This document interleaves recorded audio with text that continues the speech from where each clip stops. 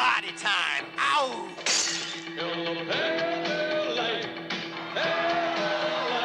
It's the rocking, shocking, new wave of horror. Howling II.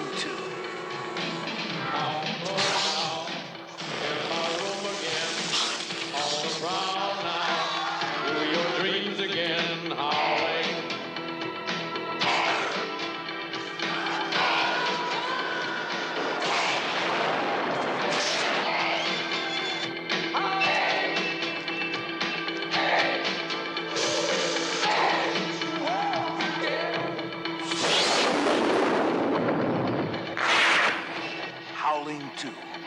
It's not over yet.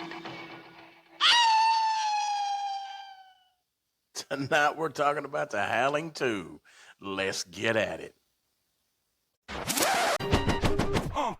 Remember, we keep it tight, and it's a podcast world. We're ready to ignite. That's the lesson. We got it all. Tune in, turn up, come vibe with us, y'all. So remember. Welcome back to Remember That.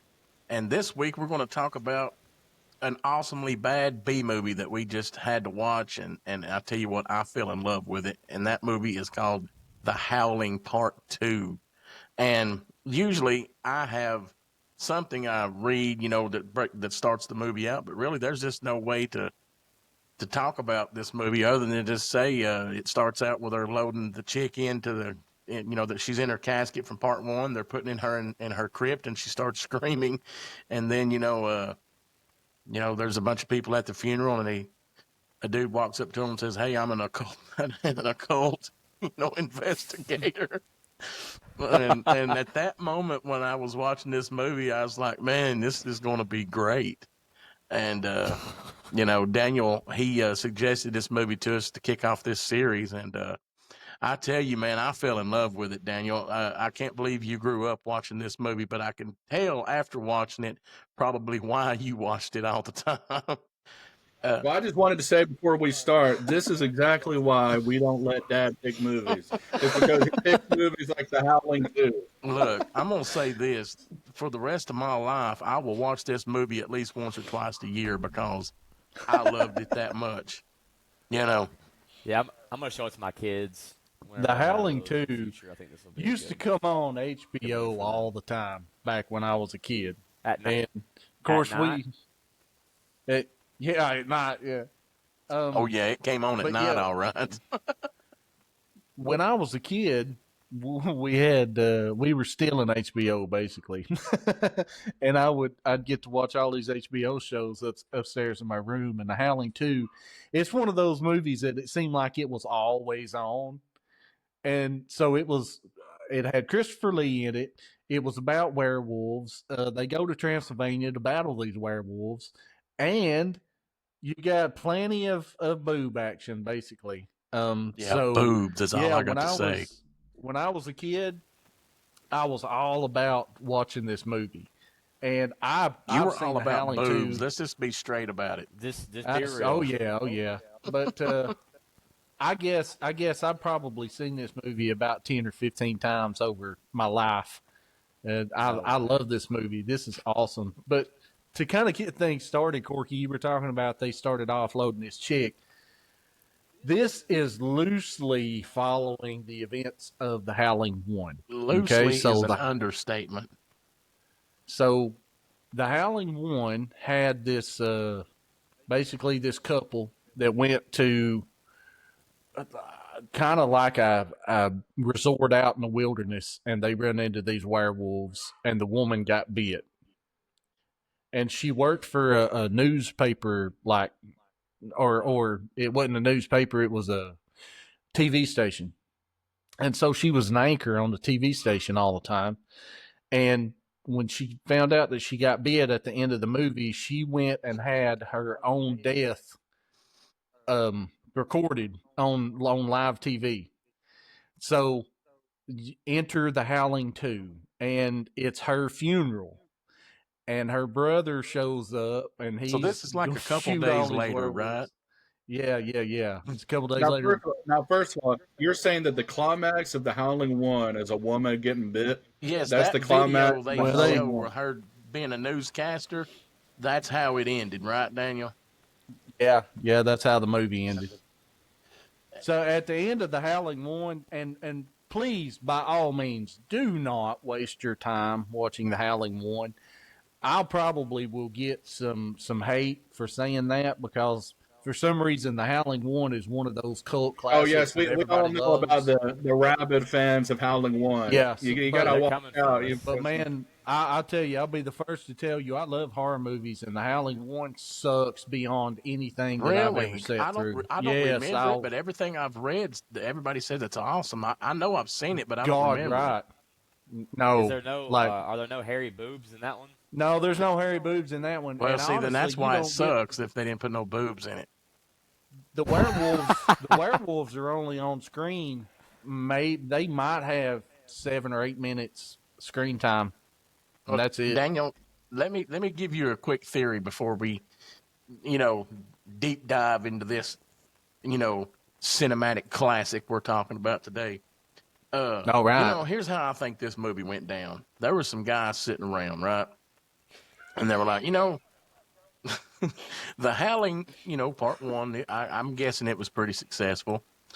But, I've got this cool script here, a vampire movie. And I think they shopped that vampire movie around, and I don't think anybody would buy it. And I think, well, somebody said, what we're really looking for is a werewolf movie. And I think they sat down and they said, well, we got this vampire script. Let's just change all the vampires to werewolves, because this was not a werewolf movie. This was a vampire movie through and through. They even went to Transylvania to find werewolves. When does that ever happen, man? And when do they the original ever idea. stake werewolves in the heart? Okay. Well, she broke it down for that dude in the hotel room, and she was like, Vlok is the name for wolf, and we're in Vlokia, which is where wolves live. Do you know what I mean? Yeah, How that's about line that's delivery, man. Transylvania? It was Nicole was Transylvania, saying- but she Nicole was called. saying the whole time yesterday that this movie was a vampire movie. She was like, "Is this even about werewolves? You're taking the vampire lore and you're just you have werewolves." This was pretty not meant creative. to be a werewolf movie at all. This was a This vampire movie movie- that didn't sell, and they changed it to werewolves to sell it. This movie was adapted from a trilogy of books. This guy, I don't know what the books are about, but this guy wrote 3 books, and The Howling II is, I guess, the second book in that trilogy or whatever. And all of the people who have read the book and have also seen the movie has said that the movie is better than the book. Golly, bum. No way. You know why the movie's better than the book? Probably because of the naked women. That's Yeah, sad. you can't put boobs in the book, man.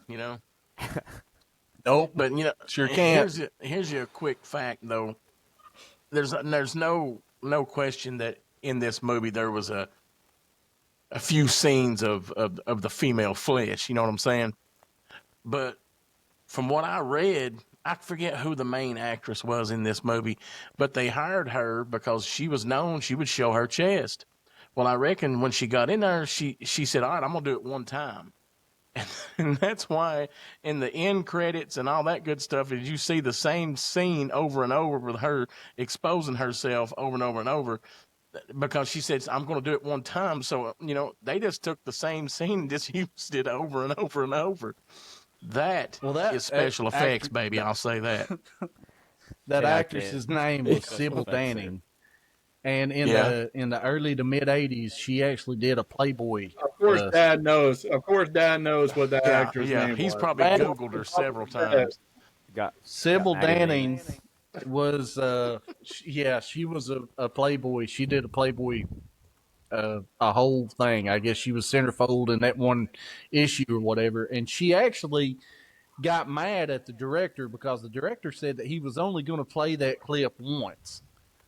And at the end of the movie, he played it at least 10 times. I don't know if it was more 17. than that. 17 times. 17 times. It was absurd. I was sitting there on my couch, just like, all right, I'm about ready for bed. I was like, this thing's almost over, and I got up and just like, oh, it's not over, and you just hear the Howling theme song, the famous Grammy award-winning song, playing over and over again with these guys. They were singing their hearts out. But dude, there's one thing I was curious about this movie. Like, the sister is dead, but they show her like in the casket, like doing some funky. What was happening there? Was she actually like? No, she wasn't dead. She turned into a werewolf, right? So, yeah, but what happened was they shot her with silver bullets at the end of Howling 1. Okay. Well, then Christopher Lee, whenever the guy and the woman went over to his house, Christopher Lee was the occult investigator. He actually told them that when they did the autopsy on that guy's sister, they pulled the silver bullets out and it reanimated her. And so that's why that's why he was having to go to the crypt to stake her in the heart with that what was he using? Titanium. It was a titanium rod. Because silver wouldn't work anymore. Well, the silver would have worked on her because she wasn't powerful yet. Titanium had to work on whatever the other girl's name was. I can't remember. Sybil Boobs. That's who it would work on her, wouldn't it? Well, wasn't it her 10,000th birthday or something like that? Yeah, something like that. Who was the other chick that they followed from America? Oh man, I don't even know. She was that other werewolf. She was the one that they had to use the titanium on. I got the cast pulled up. Let me see. She was the one that they had to use the titanium on. Mariana. Yeah, Mariana. For sake of the podcast, run down the cast for us real quick. All right, guys. So these are going to be the most well-known cast of people you've ever encountered. I hope we can find more movies they're in because I'd love to peel my eyeballs out even more now that I'm watching this. So starting with this guy named Christopher Lee. He plays Stephen Crosco, which is the brother of our Playboy actress here. And he's the guy that does the opening monologue where I was just sitting there like, am I in a fever dream? He's floating in space? I was like, what is happening? Okay, so... Hey, hold on. At that point, I knew I was on to something special. When he is floating in space, reading out of the book of Revelations. Okay. Yes. So you got this guy that he's able to, he could just go to space and speak, so that's cool. So next you have, Ben White. This is the guy that's rocking the jean jacket and the jeans the whole movie and refuses to use the blood of Christ against an army of sex-crazed werewolves. Take a shotgun, baby. He's played by Reb Brown. And then we have our reporter, Jenny Templeton, played by Annie McEnroe. And then I think we've already talked about Stirba, Sybil Danning. I think that's her name, right, Daniel? Yeah, yeah, Sybil Danning. Oh, yeah, he does. I know about Sybil Danning. We got Marsha Hunt as Mariana, the girl that we follow from America. And then we have Ferdy Main as Aerie. I'm not sure. I think this might be the really horny guy, whatever. Absolutely, all Emmy-winning actors and actresses, and there's no doubt about that. Yes.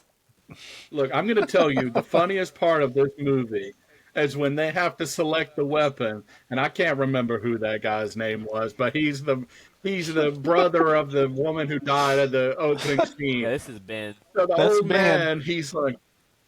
old man's like, I've got the Holy Grail that held the precious blood of our Lord and Savior, Jesus Christ. You got anything else? I've got the shotgun. Well, I know how to use that. I'll take that. Yeah, because the blood of Christ ain't going to work. You know what I'm saying? Yeah, it's like he's not going to use the blood of Christ or anything. He's going to take that shotgun. So, when this movie kicks off, they go to, is it Christopher Lee? Is that his name? Christopher Lee. Let's Yeah, he's the Yeah. occultist. Anyhow, he was Stephen in Yep. the movie, so they go to Stephen. Yep. And he's like, "Look, bro, I got proof that your sister was a werewolf. I'm going to show you this movie or this film that they took of her, the broadcast when she wolfed out on everybody. This is the only copy in existence, and it was never, nobody's ever seen it. Yet in part one, it was broadcasted everywhere, and it showed people reacting to it and all that good stuff. But all of a sudden in this movie, it was, incognito, and they never aired it and all that good stuff. And, this guy, whatever his name was, I think he actually played Captain America at some point in some movies or TV shows or something like that. But this is his I hope sister. not. And he's watching this tape of her wolfing out and getting shot and all this stuff on as she's doing a news broadcast. And he looks right at Stephen and goes, "That's not my sister," or something like that. Yeah. And then Jenny's like, "Listen, like, we got to listen to this guy." And she has, like, no means of, like, trusting this dude. But she's like, "We have to do it." And he's like, "You're right. Let's go kill these guys." Yeah. And they just straight up teleport to he Transylvania. he was still calling bull all the way up until they went to the at night. That night, then when they went back to the crypt, because Christopher Lee had to go kill that guy's sister. And so he was already shooting werewolves. Okay?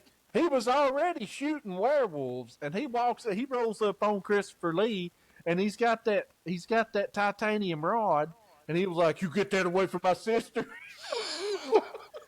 As she wolfs out and tries to kill Christopher Lee. And he was like, "You get that away from my sister." And then he's the one that ends up killing her. God. And then, like Kate said, immediately after that, they teleport to Transylvania. Yeah, they're just, Doesn't like, in show a how they car. Get there, or no, it's just Yeah, he was immediate. like, "Yeah, I'm with you. Let's go kill some Well, werewolves." you know what? Before they teleport to Transylvania, we follow Stefan to this like nightclub though, and there's this whole nightclub. Dude, with the glasses. So they put these glasses Oh, my gosh. like Man. Geordie LaForge from Star Trek on him. And so you've got this old man sitting there with these like skinny white Star Trek glasses on. And he's like, I guess he's trying to blend in and be cool, but he's the biggest sore thumb in the entire thing while you've got punk music going all over the place. And, then these guys walk up to this chick and they're like, "Hey, you want to go hang out or whatever?" And she's like, "Yeah, follow me." So they're partying down. It's nighttime, and then they follow her. All of a sudden, it's daylight, and they're at this warehouse, and they're walking in there. I guess they're going to try to, hang out with her a little bit. You know what I'm saying? And then all of a sudden, just not only was it nighttime, and then like all of a sudden it's daylight, but they're That's in what I this was about to warehouse, say. and just like stuff just starts getting thrown out of the ceiling at them, like boxes and stuff like that. And you never really see who's doing it. That's the first scene that you see boobs, That's and that's what I was where I about to knew. Oh no, we're in for a long movie, because she comes out with like a boob underneath her shirt or something. We got to back up just for a second, because I think that you guys might not really understand what was going on at the nightclub. Okay? And what I mean by that is Christopher Lee. Do you know who Christopher Lee is? He's Dracula. Christopher Lee was Dracula all through the 50s, 60s, 70s. He was Dracula. He was he was in Lord of the Rings. He's also He a was Jedi. Saruman. He was Count Dooku. Yes. In Star Wars. He was Saruman in Lord of the Rings. You have no idea how big of an actor Christopher Lee was. Okay, I didn't even make that connection. Oh yeah. He was the only A-lister that was in the movie. But you take this, and he's already in his 60s then, just like Corky was saying, and you put him in this nightclub and put these glasses on him, these Star Trek 1980s looking bright white glasses. This old man that's hanging out in this nightclub with all of these 20-somethings, and he sticks out like a sore thumb, but nobody seems to know that he's there. And in the background, you have this playing the whole time. In the pale, pale light, the Oh my pale, gosh. pale light, the moon glow.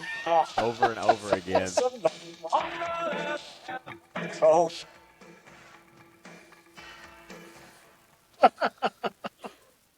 It doesn't get any better than that. no. It's Like, did awesome. they really like sit down and say like, "Hey guys, we have to add in, an extra scene here in this club. How should we capture him? Like, make him fit in. Let's just throw the most ridiculous looking outfit on this dude to make him fit in." Yeah. And then whenever they leave, whenever like he watches them leave and he goes outside and just stares off with his hands in his Yeah, pocket. so he's not going to You're just try like- to save these dudes.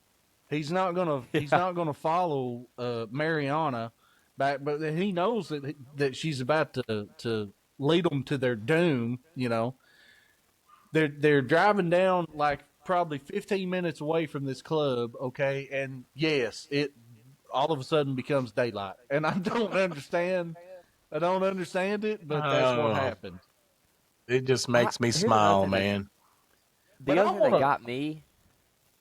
Go Go ahead, ahead, Kate. Daniel.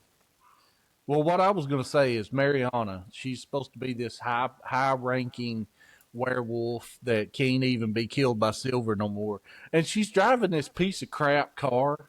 Like a Ford Escort or something. Yeah, it's like a I thought the same thing when I seen it. Budget cuts, man. What? You The can't put glasses this. were too You can't put expensive. this chick in a nicer car than that. Come on, Yeah, man. It looks she's like been she's driving alive a for- Chevette. 200 years and all she can get's a Chevette. Come on, man. Times are hard, man. Times are tough. And the pale moonlight, man. And the you pale, can't find pale anything light else. of the moon, whatever it says. I'm just gonna play that song because like The my moon wife has glow. like no idea what that And is. the I'm just gonna pale, play it, pale light- unironically in the and car. the pale, pale light of the moon glow. Just be like, what do you think about this? That's what I'm But, talking like about. when they get to Transylvania and they run into that lady that's like just laying on the side of the road and all those people are there, like why did they knew who Stefan was? Like why did they just walk away? Yeah, man. And not Stefan is like, and then okay, he must have so some aura. let me break this scene down for you, right? So they're on their way to the village. Okay, you've got who Ben and whatever the chick's Jenny. name was, Ben and Jenny are up in the front seat, and you got Stefan in the back seat. So they see this woman that's laying down on the road, and it looks like she's been hit by a car. She's in half transformation with her all fugly teeth going, okay. And so they go and like half the town is standing around this chick. And then they look down, and then all of a sudden she wolfs out on them or something, and they have to shoot her. And then they look up, and the entire town is gone, right? So Just they're dipping out. surrounded by werewolves. Why did they not gank the three of them right there? Yes. Like, you're going to overpower them anyway. And then all of a sudden, Stefan gives them the biggest dick move in history when he says, I'm going to walk to town. So he leaves them with a freaking werewolf in the back seat that attacks them.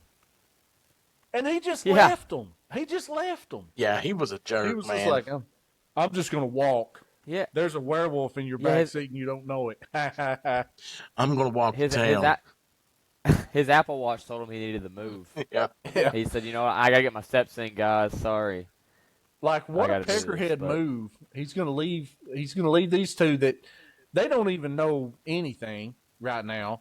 They don't even know how to get to town. And he's just like, yeah, man, I'm going to walk. And then he leaves them in the back seat with a werewolf in the back seat. Like, no, man. So, is it after that they go check into their hotel room? Yes, and they get freaky. And for no, so- like just out of nowhere. So let me break this scene down. So they go to check into the hotel room, right? And I think it's like two guys that's helping them or whatever, and you can just tell Yeah. everybody's werewolves, right? And Yeah. they go, you've got room 666, and he's like, I guess you realized that there is no sixth floor and stuff like Yeah. that.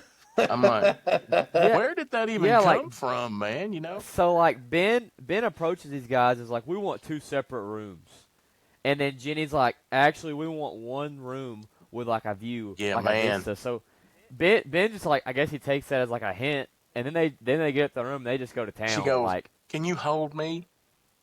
yeah, he holds her. And he's Yeah, like, he "Yeah, I'll holds her hold you." all right. Okay, he touched her back.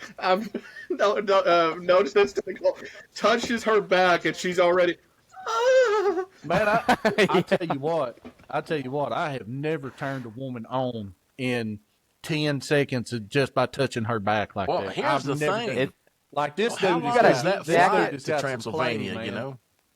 So they must have done some flirting on that flight, is all I can figure, man, because they barely knew each other. Then they go flying to Transylvania together. Then they're like ready to hold each other when they get to the room. I mean, And Ben's got a lot more game than I've got. That's all He I can obviously say. does. He Yeah. was Captain America at some point, so he must be doing something right. And then this guy decides it's a good idea to just leave her alone at this fair, knowing there are werewolves everywhere. He's like, I gotta go get her a gift. It's gonna I've got to be a go get her surprise." gift. Speaking of that, what is the deal with the dwarfs in this movie? There's a lot of dwarfs in the movie, yeah. Yes, and he that's who he followed. I thought he was going to find a gift, like Kate said, but I either missed something or he just No, you didn't miss anything. He went to go get her a gift, and all of a sudden they're at this castle, and he's Yes. with this dwarf, and you're going, what just happened? The dwarf says, "Put these in your ear," and it's like 2 pieces of corn. You're just like, It's blessed corn. like, what is It this? was blessed It's corn. like, what is this, dude? And then his corn falls out of his ear, and he starts screaming at the top of his lungs. Put this corn Now I in will your say, ears. dude, his death scene was actually really sick. Like with his eyes popping out of his Eyeballs that popped was out. cool. head. Dude, that was actually really sick. I was like, okay, like I So can. before anything happens, the dwarf is like, "Oh, you stay here, watch this." He gets a knife and it zooms up real close to the dwarf and the knife. He throws. Okay. But then while that guard was like stabbed in the chest or whatever, then he runs up with his whatever that little weapon was with the ball on the chain, hits the guy Yeah, in he the knocked helmet. that dude down. Okay, and then the guy fell, and then he starts spinning and like dancing and stuff.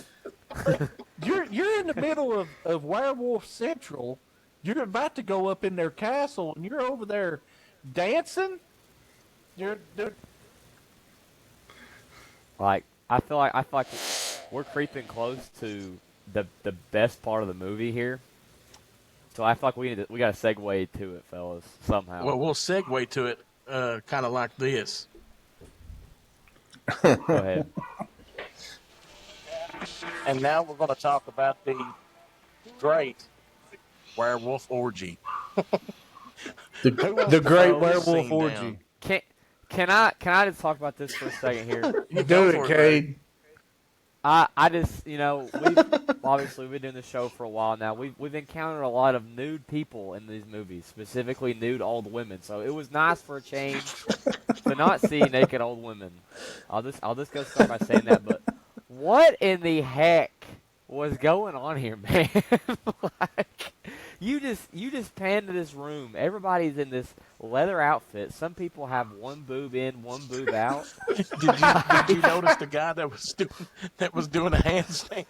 He was doing Then you got this guy showing off his freaking acrobatics. Like, I'm impressed. And then these werewolves start getting it on, and they have hairy bodies. Like, these actors glued hair to their bodies. They're just sitting there grunting like, ah. I'm just like, what is going on? What have Daniel and Corky done to me? I want to know. I want to know about Look, the dudes bro, I that had was nothing dressed to do up. with this. I'd never heard of this movie.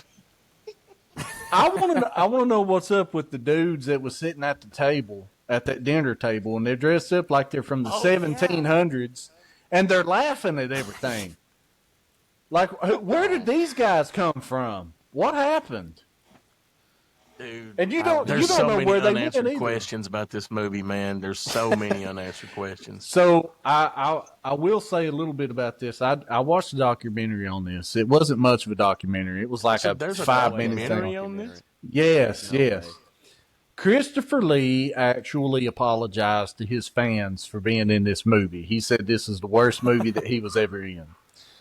Also, that's where I found out that the werewolf costumes were actually the costumes from Planet of the Apes.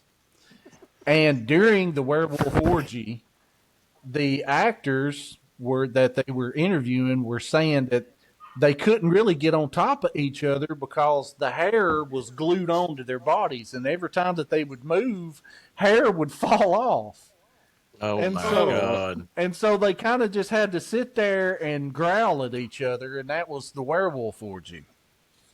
Not to Yeah, mention, and- when what's-her-name finally wolfs out, we get the world's first blonde werewolf. Yeah. That was also a very emotional scene for me. Really impacted me a lot, which is why I named my profile for this podcast Werewolf Nipple. Because we Werewolf kept nipple. doing close-ups of these There was- people and their There was nipples that multiple have werewolf nipples. So we call profusely hairy. You know, that's the first, but hey, we do it for the podcast. guys. Yeah, Werewolf we do. nipple. For the love of the game.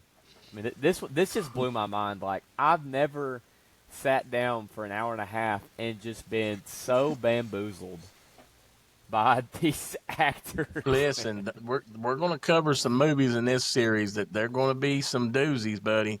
I'm here to tell you there's going to be some doozies, and I'm this here one for it. kicked I'm it here off for it. right. Hey, So, man, I knew that but it I would. guess- I knew that it would. I was So I like, guess you what guys, happens- you guys have been waiting your whole lives to watch this movie. I really have. Dude, I genuinely loved this movie. Don't even take it wrong, this is- what I'm saying. This is peak cinema. I mean, you know, when the first guy that made movies, he envisioned the Howling II as the pinnacle yeah. of movie making. You know, it's This is up there with The genius. Godfather. Apparently, they a filmed genius. the Transylvania part. They filmed it in Prague, and apparently, the people in Prague didn't even want them there. So it wasn't necessarily that it was hostile, but it wasn't a good situation. I know there was something about like heavy music and punk music was banned there, so that's why they had to use like a lot of the same footage from the first of the movie because they couldn't. I don't know if they couldn't play music over there or something. They couldn't have a big party like that or something like that because that type of music was actually banned at the time over there. There was something around that. Of course, they probably would have used the same footage anyhow because that's just how this movie was rolling. There was a lot of reused footage and whatnot. Like whenever they're running through town, they run through that same alley about 100 times in different scenes. And then whenever they actually took Stefan and all them and they got up in the werewolf castle, they had that one little stairway that went down, and then you seen something hanging that was out there, supposed to be a dead body, and then up another little flight of stairs was the upside down cross with the blood running down. The same guys, they used that for 3 or 4 different people in 3 or 4 different scenes, using that same area, and it was supposed to be at different times or whatever. It was just kept reusing that thing. So I guess we're near the part of the movie where, like, Jenny all of a sudden just says, "I'm just gonna keep following this guy into the woods." So she does that, but Ben, after shoving corn in his ear and escaping from the werewolves, gets back to town and he meets back up with Stefan and they get the gang together. They say, let's go take these guys out. And it actually leads to a pretty sick scene where they're all just freaking dropping these werewolves. What did y'all think? Yeah, these about that? 'Cause, werewolves like, were some punks, man. They were just they were slaughtering getting them. jacked up. Yeah. Like, they were getting jacked up. So you have the meeting at the church, and that's when they say no to the blood of Christ, and they're going to Gotta go have ahead and that take the shotgun. shotgun. The shotgun is, infinitely more powerful against werewolves than the blood of Christ. But okay, whatever they want to do. And then they go walking through the woods, and it's like the longest walk through the woods ever. Yeah. And they get attacked by like the entire pack, and they're just dropping them right and left. And so they start out and they have 5 of them walking through the woods there, and they keep getting attacked repeatedly. And they lost the one guy; he got his face ate off or something. But then it was the werewolf that was hiding in the ditch, and they go walking up through there, and the werewolf jumps out and grabs the leg of the last guy in line and pulls him into the ditch. So Stefan, being the dick that he is, ends up using the holy oil, lights it on fire, throws it in the ditch, and it blows everybody up. He could have saved his buddy, but no, it burnt. Yeah, that's what I'm saying. It was a big, huge fire pit for 10 minutes, and they showed every bit of it. That's where all the budget went. Well, see, you know why these had to show you it. know why these werewolves were such punky, and why they were just getting killed left and right, don't you? This scene takes place after the Great Werewolf Orgy, right? They're probably a little tired. Yeah, so that's what happened was they're in there, listening to this music, having a good old time. Might I ask, how would that room smell? That room probably smells like a pet smart or something. Smells like you just went to the You got werewolf doggy crap daycare. laying around. Like they just lifting it. They're just peeing in the corner. I just keep picturing that guy doing a handstand. He's like, all right, y'all are all dry humping. Let me just do a handstand real quick. So he was doing a handstand for no reason whatsoever. And then all of a sudden they're like, all right, we got to go fight these guys. And they're like, bro, we ain't even warmed up yet. You know what I'm saying? Like I just pulled a hammy in there, knocking my leg up on this lady. So that's why they were all getting killed so bad, man. They wasn't ready to fight. They was, working on handstands and stuff like that. Yeah, they didn't have time to rehydrate. They went and got ganked is what they did. They come running out of the mansion there, and they got ganked by Stefan and his crew. Hey, the priest, doesn't he have a gruesome death here, man? That was crazy. It's like a face hugger type thing. Shoot, He comes up, about to stab the woman in the back. He turns around. I mean, that's another peckerhead move from Stefan, because Stefan told him to go that way, and Stefan, he was like, "Oh, Father, priest, whatever, you go this way, and you, Captain America, you go this way." And then he watches them go into the mansion. And then he hangs out outside for another 5 minutes before he even goes in. Yeah, says Stefan's a peckerhead in this, man. He sent the priest to his death. He was the one that told him to go that way. Because he's supposed to be hunting vampires, not werewolves, and he's pissed off about it. I'm guessing that's what it is. No, I mean, what do you expect from Dracula? He's Dracula. Yeah. In everything that I see him in, it's like, oh, yeah, Dracula's in that movie. Yeah, he will either be Count Dooku or Dracula to me. That's the only 2 roles I recognize him in. So we're at the You got to end watch of the Lord of movie the now. Rings. Yeah. We've made it to the end of this glorious movie. So Daniel, break down the end of it for us, man. Well, so there's three of them left in Stefan's crew, and he sends what is that guy's name? The main character? No, not Stefan, and not the priest, but the other guy, the Captain America. Ben. Okay, so he sends Ben and the priest into the castle, and he hangs out outside for another 5 minutes, I guess, to make sure that they don't get, jacked. So he walks in, and the first thing that happens is the priest rolls up on Sturba. And he sneaks up behind her, and then she turns around and she sicks some kind of little bat thing on him. And it goes and it attaches to his face, and it rips his face off, and then it eats him, and then it crawls inside of his mouth and pops his eyeballs out. That was a sick scene. So that scene, and I'm doing the scene justice because the scene was actually about a minute and a half long. I mean, that thing sit there and clawed that dude's face for, a minute and a half. Yeah, he didn't deserve all that. So then, and you got to remember, whenever Stefan and his crew rolls up in the castle, they've already killed all the werewolves. There's only a handful of werewolves that are left running around, and so Mariana and Judd Owen or whoever the other dude's name is, they go and they're going to go get Jenny. And they're going through the big hall with the skulls and everything on the side of the wall. And he's wolfing out, and she's beating him with the whip. Oh my God! And so, they've been talking Mariana up about how dangerous she is and everything for the whole movie, right? And Ben walks up. He blows old Judd Owen's head off, or whoever his name is, real quick like. Then he takes this little bitty knife and he sticks Mariana one time, and she's just laying there about half wolfed out. He just steps over her, gets Jenny, puts Jenny up over his shoulder, walks back through the hall of skulls, and leaves old Mariana. Makes her seem like some kind of punk.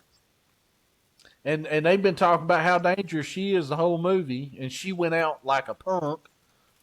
And so then you've got the big showdown between Stefan and Sturba. So Stefan and Sturba is supposed to be brother and sister from way back. They're like 10,000 years old or something. I have no idea how they explain that. But then it ends up being this like incestual relationship or whatever. And he was, he got put in a trance or whatever, and they get real close to each other, and then he stabs her, and all of a sudden they catch on fire. Don't know how they caught on fire, but they did. And then Ben and Jenny, he just walks out. He was like, screw Stefan, okay, screw the priest. I don't care if these guys are still alive or not. We're going back to town. And that's what they do. They go back to town. They go back to that little festival that they were having, and dude pulled the gun, held it up to that guy's face, and was like, which way's the closest way to the airport? What a nice guy. And, that's kind of how that ended. And then there was one more little scene after they got back to America. Yeah, with the trick-or-treaters. It was like Halloween night, and then they had a trick-or-treater, so they went to the door and answered it, and there was a kid dressed up as a werewolf. Except he wasn't. He was really a werewolf. And they see him go and they give him candy. He's a werewolf. They give him candy. They see him go into the room or the apartment across the hall. So then all of a sudden she was like, well, let's go say hi. Why? Even Ben was like, why? Well, we need to go say hi and introduce ourselves. So they go and introduce themselves. And then there's some freak that opens the door and was like, I have no children. I have no children. Yeah, it was the guy. He was at the scene right when they got to Transylvania, and that old lady was on the ground, like, hacking up a lung. He was from that town. Oh, he was from the town? Yeah, okay. Oh, so see, I thought it was a priest. I thought it was a priest. I don't know. I thought it was. I don't know. Also, I noticed apparently Stirba and Stefan, like, they got some incest going on because she's like, we're gonna go be wedded forever. Like, what? Yeah, I never did understand the whole incestual thing, but that was weird too. But with this movie, why not? I mean, let's throw it in there, man. I mean, come on. Also, shout out to the dwarf who stabbed Stefan in the hand, and that was like the most damaging wound he's ever gotten. Because when he got stabbed on the finger, like a paper cut, he was just like, "I'm done." Yeah, I don't know what guy. His name was like Bastilla or something, but he was the dwarf that got his eyeballs blown out of his head because he lost the corn in his ear. Oh, he got taken out. Dang. Yeah, he gets my vote. Yeah, because he got turned evil and he tried to stab Stefan. But anyway, he gets my vote for being the coolest character in this movie. Oh yeah, man. I don't Fellas, know, man. I've got a Stefan in that trivia nightclub, question. that's pretty I've hard. got trivia too. Oh, well, you know Oh, what? yeah. I forgot about trivia this week. By all means, Oh, kick it off with we're some gonna trivia. do it, but we're gonna do it. But go Daniel, ahead and finish what you was talking about the nightclub, because any Oh. scene with Christopher Lee wearing them glasses in the nightclub is worthy of being talked Oh, I about. was just saying, you said the little dwarf guy was the coolest guy in the movie, and I was just saying, I don't know, Christopher Lee sitting in that nightclub with those Gordy LaForge glasses on. That's pretty hot. That's pretty, That's what I I'm need a talking pair of about. those. That's what I'm talking about. But okay, so that's the movie. So Daniel, kick us off with our trivia for this week. I almost skipped that, man. That's my bad. All right, so Cade, you said that you had some trivia. I've got 5 questions. How many do you have? I've just got one question. Boobs. All right, I've just got one. so Cade, you go ahead. You want me to go ahead and you start go with ahead it? and give us your trivia. It's gonna be how many nipples are in So this movie? I'm pretty good friends with this guy named ChatGPT, and my dog. I went on here and I said, give me an estimation of how many nude instances there were in this movie, and it's outputted a number for me, and whoever can get the closest to this number is gonna get like a virtual werewolf nipple high five. I'm we're- going to say. So we're saying how many nipple scenes are in the movie, right? How many nipple This is or just overall nudity? Sure, because it was just just total nudity. I know scenes how many at times. handstands was done in the movie. We can never forget that. And some say he's still doing a handstand to this day. No, the handstand guy is going to be right beside all the naked old women we talk about from now on. But here's my All number. right, so Cade, here's my number. I'm going with 129. Oh my gosh! I'm going to say I'm going to Okay. give it an even 200. Okay, I'll Brent. say 35. Okay. The winner of this trivia is Brent. It says 29 instances. 29. Particularly 17. Man, there was But- more than 29 boob shots in this movie. I kept, They had more than kept track of 29 in the everything. ending credits alone. In the ending credits, there was I kept- 17. yeah. There were 17. Hey, I kept track of every single nipple I saw. Look here, I look think here, Chat- Chat I think GPT. You got ChatGPT that was one wrong. wrong, bruh. Chat I GPT's think they're wrong. All I right. asked it, I was like, how many boobs were in the movie? Tell me specifically. And it said no. Well, do you count sets or each individual one? I mean, Individual. so Well, all right. So we'll go with my trivia then. Okay. So I got 5 trivia questions. You can count number 5 as like a bonus or whatever. I don't have a bonus. I think that these 5 trivia questions are pretty cool though. So question number 1. Whoever wants to ring in, just say your name. What A-list actor plays Stefan? Corky, Cade. Corky went first. Corky got it. Christopher Lee. Christopher Lee is correct. Boo. Yeah, buddy. Question number 2. What other movie has Christopher Lee and Marcia Hunter been in together? Marcia Hunter played Mariana. Corky. Corky, go. Some Dracula movie. It is some Dracula movie, but you got to give me the movie. Unfortunately, I do not know that. No Dracula, Cade. Blood of the Night. I don't. No. No. Twilight. No. The answer to that question is Dracula AD 1972. That's what I said. You said some Dracula movie. I said Blood of the I Night. tell you what, my Blood of the Night. I'll give you a half point for just knowing it was the Dracula movie. I'll take that half point. I'm gonna write that down right now. So it's 1.5 to nothing. Come on, Brent and Cage, you gotta bring it up here. We got to step up. So Judd Omen was the counterpart to Mariana there. He was that dude that was in town that was, dancing with the other guys, and he was the one that wolfed out at the end of the movie, and Mariana had to start whipping him with the whip. Okay. Yes. That dude's name is Judd Omen. Judd Omen was actually in a couple of other big movies that we have seen. So, what other big movies has Judd Omen been in? Dang. I don't have a That clue. we've reviewed. This is a Have we hard one. reviewed? This is a hard one. Do what, Brent? Have we reviewed one of the movies? No. No, we haven't. I recognize him. I just can't put. I can't even picture quite what he put looks his name like. to it. Okay.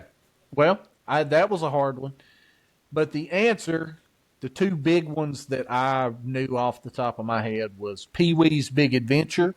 Oh, He played the escaped convict. Yeah, And- I actually heard that on a podcast I listened to about this. He played a character in Red Dawn that had Patrick Swayze and C. Thomas Howell and a bunch of people in it. Yeah. That's cool. All right. So nobody gets a point on that one. Nobody gets a point on that one. We are up to question number 4. Brent and Cade, if you guys have any chance of winning, you're going to have to come on strong. Number 4 says, Annie McEnroe plays Jenny, okay, in the movie. So what other big movie was Annie McEnroe in starring Michael Keaton? Okay. Okay, go. Okay. The Batman. I don't know. No, she was not in Batman. Come on. Pass. How did she ever get another role? God. So terrible. Brent, you're the Batman only was going to be my guess. So, you're the only one that's still in play. Beetlejuice. Corky got it right, Beetlejuice. Do you know who she played in Beetlejuice? What? No. She played the. I like just totally the, guessed. She played the. Cor- She played Like the the skeleton? she played the realtor. She was Jane Butterfield. She was the one that was trying to sell Alec Baldwin and Gina Davis's house. Oh, okay. Really? I did not. Yeah, I didn't recognize. yeah. So she was- that's an automatic win for me, guys. Y'all, you're mathematically out of it now. Mathematically ask out any of it. But questions we're going to do this last question for fun, though. All right. So we've already talked about it at the very beginning of the show. Okay. What band is credited for the theme song, and what is the name of the song?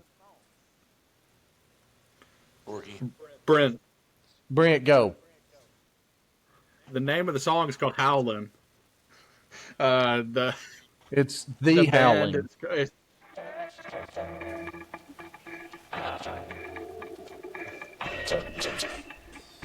the band is something short. Oh my gosh!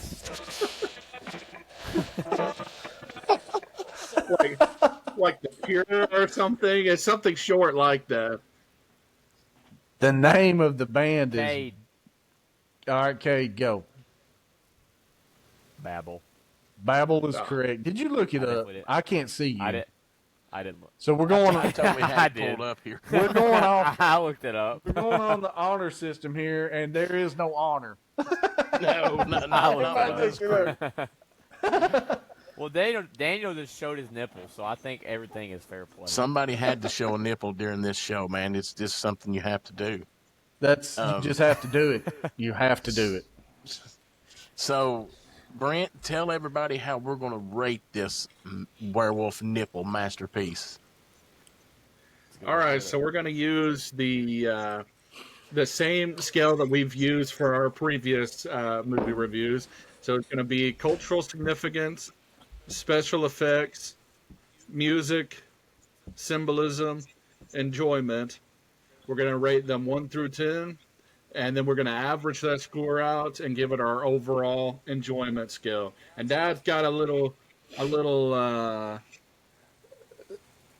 secret. Godright scale.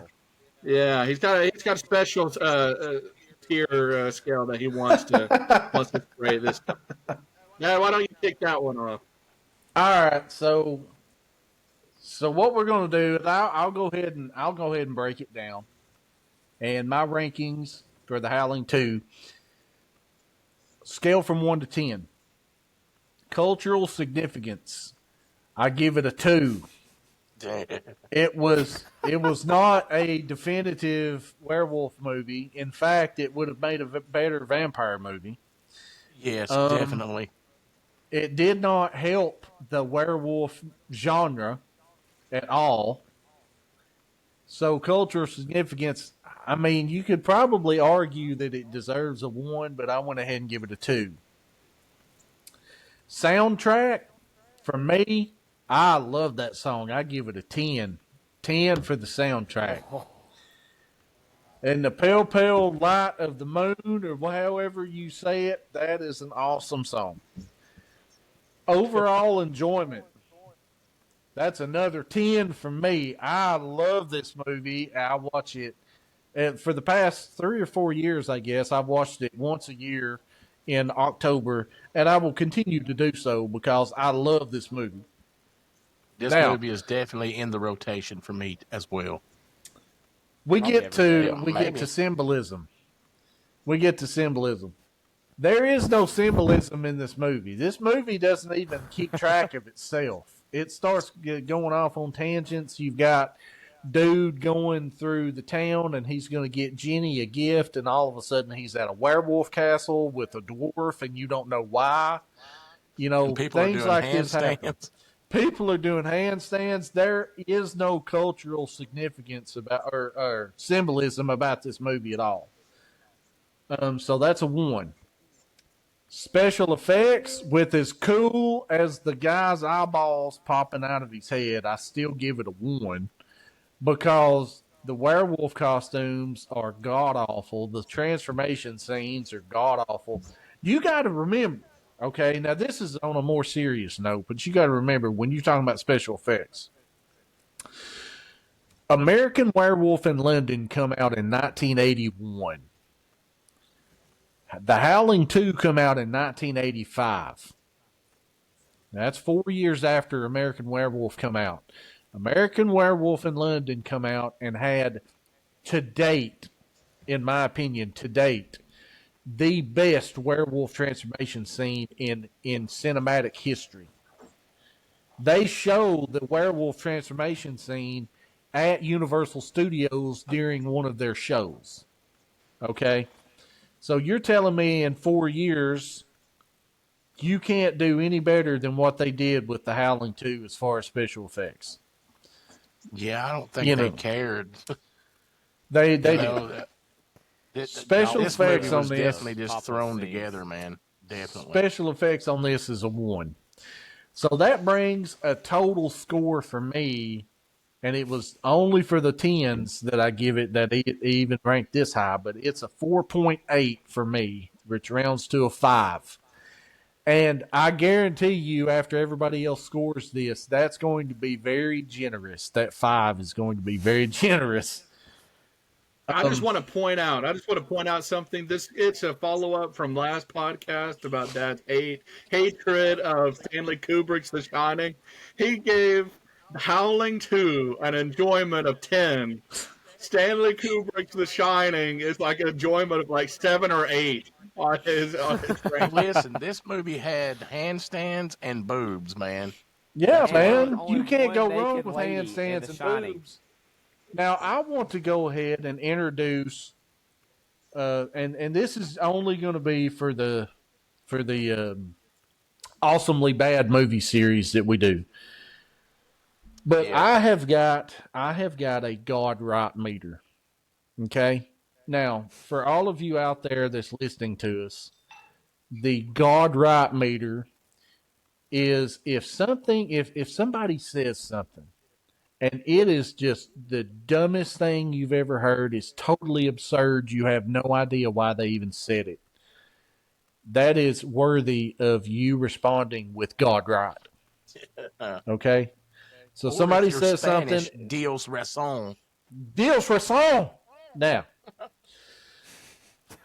for the God right meter, okay, this movie gets a 10 for God Right, because this is it. If there was ever a God Right movie, this movie is a God Right movie. Okay, so God Right on this movie, 10 for that. I totally agree with that.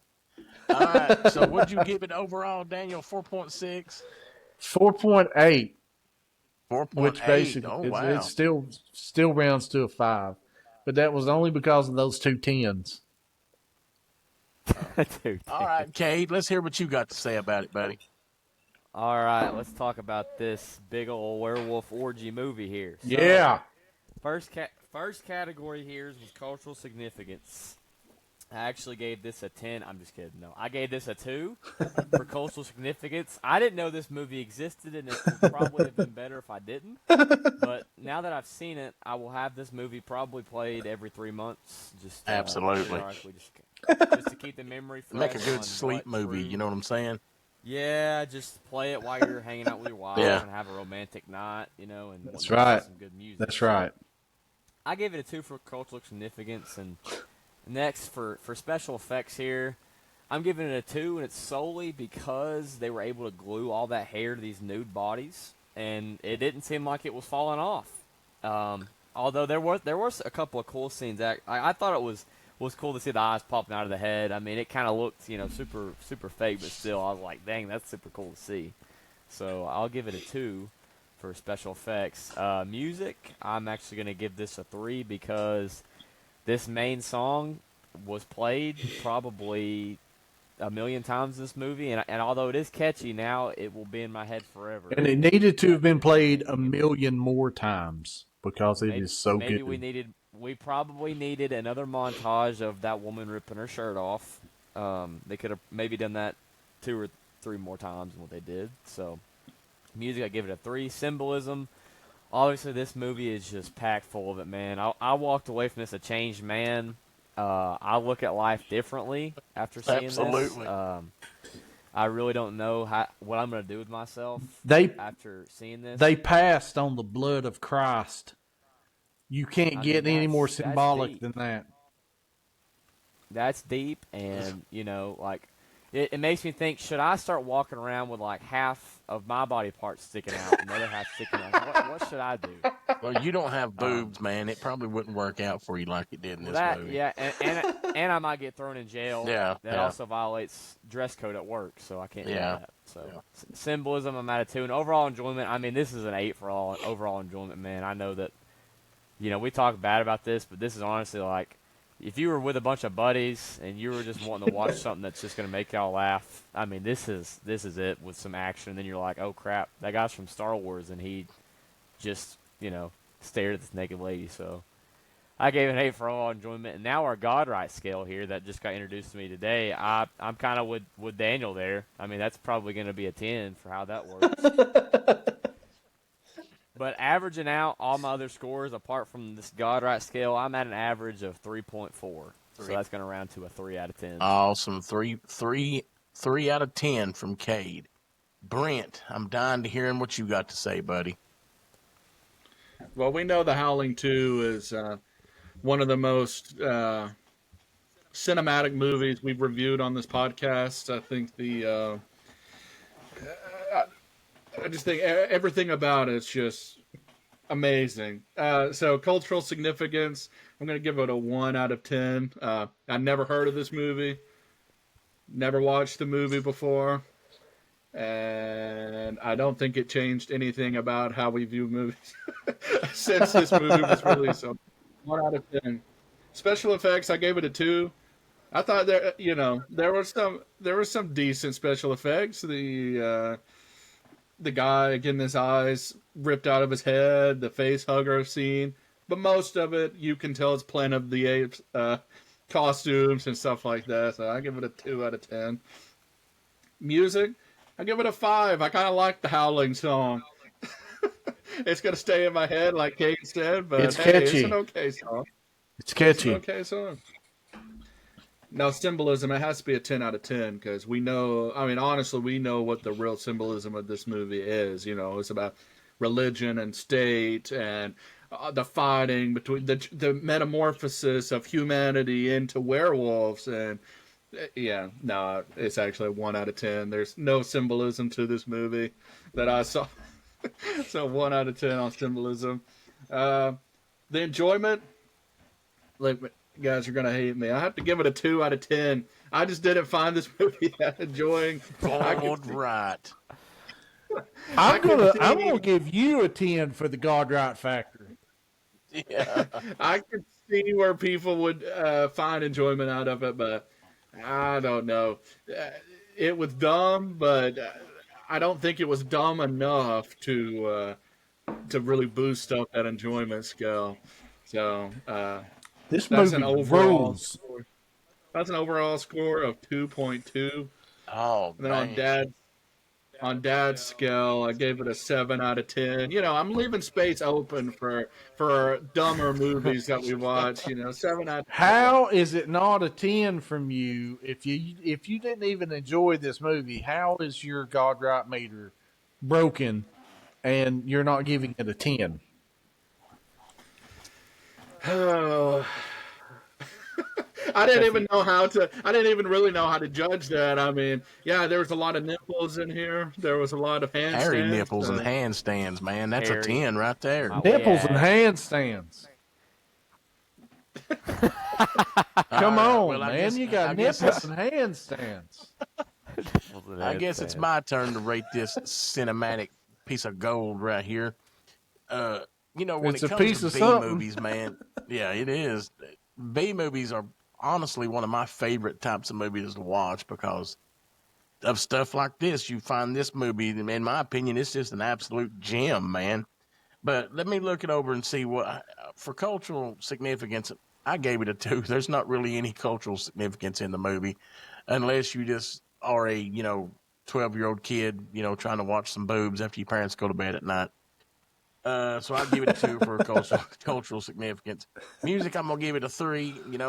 This song on here was pretty good, but it was literally the only song they played in the entire movie, I think. It's the only song they needed. That's a good. But it was a good song. But you know what? I'm gonna give it a 3 just because it wasn't that great of a song in my opinion. Special effects, bro. We got to hook it up with a big 1 because these special effects were so bad they were great in my opinion. I just when you have to go borrow costumes from another ape movie to make your werewolf costumes, that's just cinematic genius right there, man.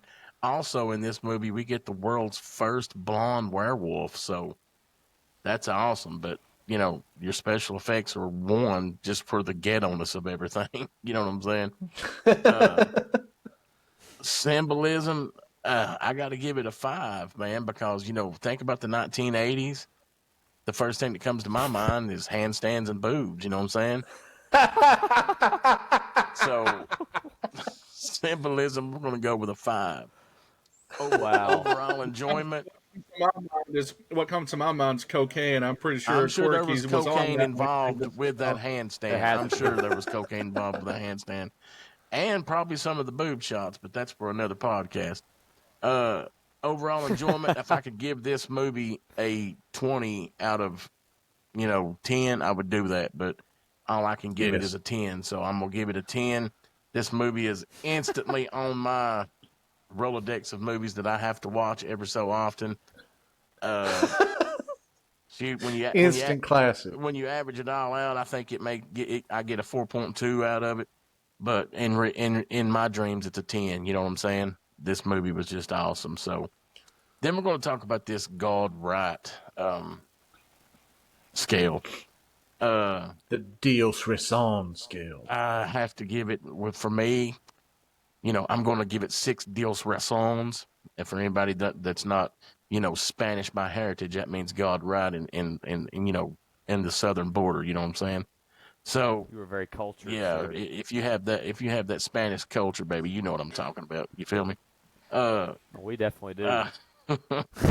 So hey, for me, 6 Dios Razon. So what's that? If I give it a 4.2, which puts it down to 4, what's that average this movie out for us? So that puts us at a 3.5 out of 10, which is going to be a 4. So it's going to get a for 4 this out of movie. 10, which in my mind, it's a 400 out of 10. You feel me? Guys, what do you think, man? This was our first awesomely bad movie. Final thoughts? Anybody?